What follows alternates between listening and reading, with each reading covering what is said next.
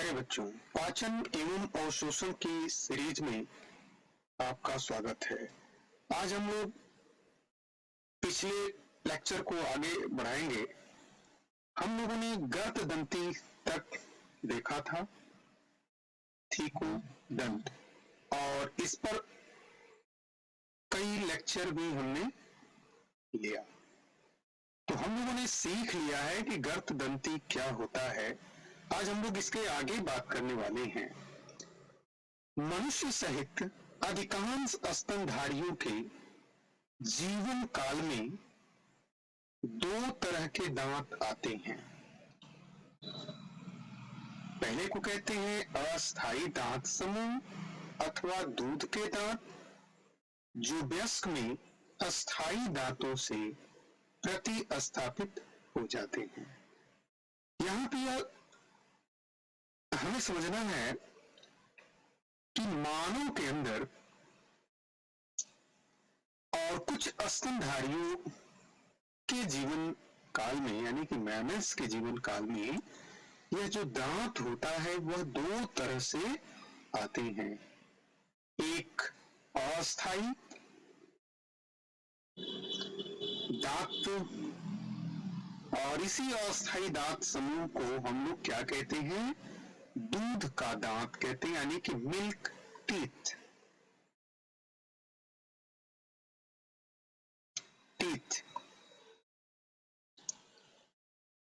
और यह milk teeth यानी कि बाल्यावस्था में जो दांत होती हैं बच्चे के अंदर, बालक के अंदर, वह दूध के दांत ही कहे जाते हैं। और यह दूध के दांत, ऐसा कहा जाता है कि इसके टूटने के बाद, या यहाँ पे लिख रखा है कि वयस्कों में, यानी कि जैसे जैसे उसकी अवस्था बड़ी होती है बालक की, वैसे वैसे यही दूध के दांत क्या हो जाते हैं? अस्थायी, यानी कि परमानेंट दांतों से प्रतिस्थापित हो जाते हैं। मतलब वह अस्थायी दांत जो कि दूध के दांत होते हैं, वह किसमें चला जाता है? तो वयस्क के अंदर अस्थायी दांतों में प्रतिस्थापित हो जाते हैं। तो जब इस तरह की अवस्था, यानी कि पहले मिल्क का अस्थायी के रूप में और पुनः उसी का प्रतिस्थापन वयस्क के रूप में, और वो भी अस्थायी दांतों के रूप में, यानी कि हम लोग यहाँ पे दो कंडीशन देख रहे हैं। इसीलिए यही कारण है कि इस तरह की व्यवस्था को, यानी कि दांत की व्यवस्था को क्या कह दिया जाता है? डाइफियोडोंट, यानी कि जो दो बार हो रही है, एक मिल्क टीथ, और यही मिल्क टीथ जो कि अस्थायी होती है, बालक की अवस्था में होती है। ठीक है, हम लोग 1 शॉर्ट के अंतर्गत इसको सीखेंगे कि कुल कितने दांत हैं। ठीक है, यहाँ पे आप इसको समझने का प्रयास करिए कि चूंकि मिल्क के दांत जो कि अस्थायी होते हैं, और इसी के जगह पर वयस्क में क्या होता है? अस्थायी दांत क्या हो जाता है? पुनः प्रतिस्थापित हो जाते हैं। माने किसके जगह पर? अस्थायी दांत के ऊपर अस्थायी दांत। तो इस तरह की व्यवस्था को हम लोग क्या कहेंगे? तो इस तरह की व्यवस्था को डाइफियोडोन, यानी कि डाई माने दो बार, दांतों का आना, यानी कि एक मिल्क का और एक अस्थायी का, तो हम डाइफियोडोंट कहते हैं। तो प्यारे बच्चों, यहाँ से दो कंडीशन हमें पूरी तरह से समझ लेना होगा। एक गर्त दंती की, और दूसरा डाइफियोडोंट, यानी कि द्विबार दंती की। और यहां से यह दोनों ही प्रश्न के रूप में अक्सर पूछा जाता है या पूछे जाने की संभावना होती है। चलिए हम लोग अगला देखें पार्ट्स इसका। अब आगे, चूंकि एनसीईआरटी में बाई मिस्टेक इसमें नहीं आने की वजह से हमने इसको नोट कर दिया। आप अपने बुक से इसको आगे देख सकते हो। लिख रखा है कि वयस्क मनुष्य में, यानी कि जब वो अस्थायी दांत एडल्ट, यानी कि वयस्क में प्रतिस्थापित होता है, तो उस समय कुल दांतों की संख्या कितनी हो जाती है? 32, यानी कि 32 अस्थायी दांत होते हैं। यानी किसी भी मनुष्य के अंदर जो वयस्क है उसके अंदर कुल कितने दांतों की संख्या होती है? 32, जिनके 4 प्रकार हैं। यानी कि दांत कितने प्रकार के हुए? 4 प्रकार के। जैसे यहाँ पे लिख रखा है, पहले को क्या कह रहा है? कृंतक। कृंतक को किससे इंडिकेट किया? आई से। आई इंसाइजर का पहला लेटर होता है, यानी कि इंसाइजर या इंसाइजर, इसका पहला लेटर आई से इंडिकेट किया, यानी कि कृंतक होता है। फिर दूसरा रग्नक होता है, जिसे हम लोग कैनाइन कहते हैं, और इसे सी से इंडिकेट करते हैं। तीसरा होता है अग्रचर्वणक या प्रीमोलर्स। अग्रचर्वणक या प्रीमोलर्स दांत का यह तीसरा भाग है, जिसे हम क्या कहते हैं? पीएम, यानी कि पीएम से इंडिकेट करेंगे प्रीमोलर्स को। फिर चौथे दांत को हम लोग कहते हैं चवर्णक। चवर्णक, और इसे कहते हैं मोलर, और इसे हम लोग इंडिकेट करेंगे एम से। तो इस प्रकार मनुष्य के अंदर, वयस्क मनुष्य के अंदर कुल 32 दांत होते हैं, और इन 32 दांत प्राय 4 सेटों में, यानी कि 4 प्रकार के होते हैं, जिसे हम लोग आई, सी, पीएम और एम से इंडिकेट करते हैं और कहते हैं। ठीक है। अब यहाँ पे नीचे लिख रखा है कि ऊपरी एवं निचले जबड़े। ऊपरी यानी कि हम लोग जानते हैं कि 2 जबड़े होते हैं, एक नीचे और एक ऊपर, यानी कि एक नीचे और एक ऊपर। ऐसे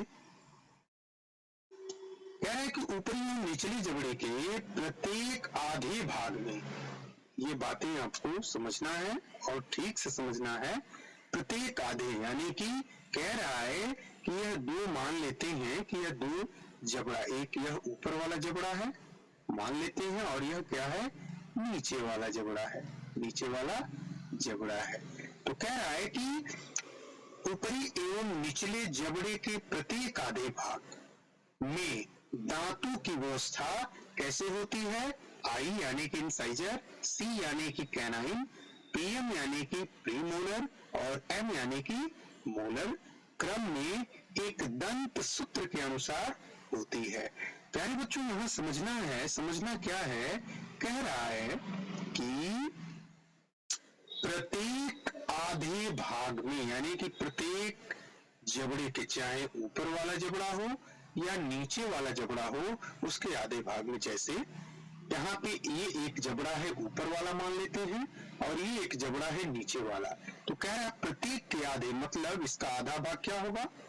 ये होगा, और इसको हम ऐसे बांट दे तो यह ऊपरी जबड़े के आधा भाग होगा, आधा भाग, और ये नीचे के जबड़े का क्या होगा? आधा भाग होगा।